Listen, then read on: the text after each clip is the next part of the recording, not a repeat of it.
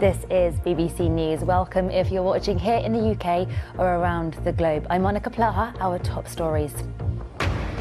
North America's deep freeze, severe winter weather claims 35 lives across the United States and Canada.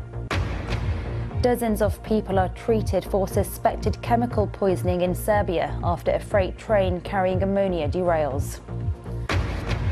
A bus plunges off a bridge into a river in Galicia in northwest Spain. 6 passengers are killed. Rescuers continue to search for 2 missing people after an avalanche on the Austrian slopes. And King Charles pays tribute to his late mother, Queen Elizabeth, and her belief in the light of her faith in his first Christmas message. It is in this life-giving light and with the true humility that lies in our service to others that I believe we can find hope for the future.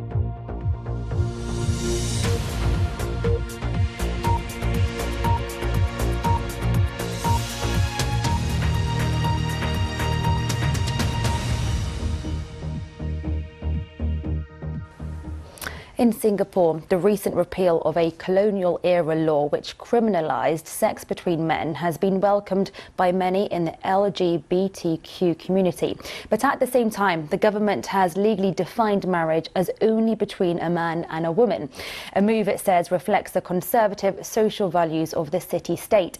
2 generations of gay men tell our reporter Derek Kai about their mixed feelings and how they plan to continue to push for marriage equality.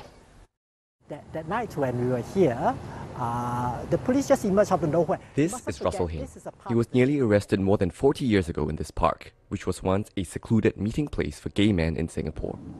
There was the lead person, the booming loud voice, and say, "Come here, all of you, come here. Don't think I don't know what you are all doing here. You all ought to be ashamed of yourself." And then we all just disappeared into the night. Very glad and relieved that we were not detained or arrested. But bullying can come from anywhere, and that's what Azmin Saini found out when he was just a teenager. Did you feel like you had to hide your real self when you were growing up? Well, I had 2 separate social circles, one of whom were exclusively gay and lesbian friends, and the other, the ones in school or in the army, they were completely straight. I entered the army around the time of the debates in 2007, the first time that we tried to repeal 377A. So we had MPs who said things like gay sex was like drinking with a straw through your nose or something along those lines. To have someone at the national level say that is extremely damaging, right? When you are looking for a career, looking for a job, and that kind of also worry you, would your employer know about your situation? If you're not dating, then what? What the sort of conclusions we'll draw about you? Do you think society has sort of evolved since then? Oh, I'm glad the law has been repealed. It's long, it should have happened earlier. But as far as I'm concerned, bullying of the gay community continues on a national scale. I think just to add on to what Russell said, the media regulators' rules against depictions of lesbianism, homosexuality, currently it is being listed within the same breath as necrophilia and bestiality. That's not right. A lot of people say that the repeal of 377A is symbolic because it's not been enforced for a long time. So is that a fair characterization, you think? I think the impact of the law on people's lives goes beyond just being arrested by the police. I've just had an instance of somebody who works for an international company here, and that company has got gay affirmative policy. So if what she gets as employees' rights, her partner would get. But lo and behold, the employer, who is this global company, says, "Sorry, you're not getting it because your government doesn't recognize gay marriage." What steps does the community have to take in order for more change to happen? Public education is very important. You want the public behind you. Singapore is not that conservative, it's not that progressive either, but what we are is practical. So people need to realize welcoming gay couples, or rather your gay citizens, to live their lives in Singapore does have benefits, but they need to see those benefits in very concrete, sometimes monetary terms. Speaking of marriage, I know that you are moving to Paris to marry your partner. This country has failed me, right? The fact that I need to be somewhere else to live my life, to have my relationship recognized, is a failure of the state. Because when you think about what a relationship is, what a marriage is, it's a contract between two people, and the state gives you resources to live your life together. For instance, housing grants. It's not just about love.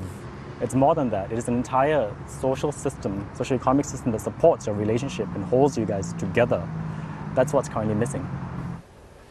Now, all around the world, millions of people have been or are still celebrating Christmas. It's usually a time for family, friends, and maybe a little excess. But for some, it's proving to be a difficult festive period, as the BBC's Tim Ullman explains.